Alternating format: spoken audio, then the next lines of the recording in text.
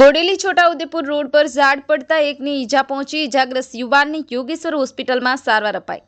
મળતી માહિતી મુજબ બોડેલી છોટાઉદેપુર રોડ પર યોગેશ્વર હોસ્પિટલ સામે અચાનક એક ઝાડ પડ્યું હતું. જ્યારે રોડ પરથી પસાર બાઇક ચાલક પર અચાનક ઝાડ પડતા એકની ઈજા પહોંચી હતી. જ્યારે ઈજાગ્રસ્ત યુવાનને યોગેશ્વર હોસ્પિટલમાં સારવાર અપાઈ હતી. આ બાઇક સવાર યુવાન બોડેલી તાલુકાના સમધી ગામના રહેવાસી છે. બ્યુરો રિપોર્ટ કરજણ સંદેશ ન્યૂઝ બોડેલી.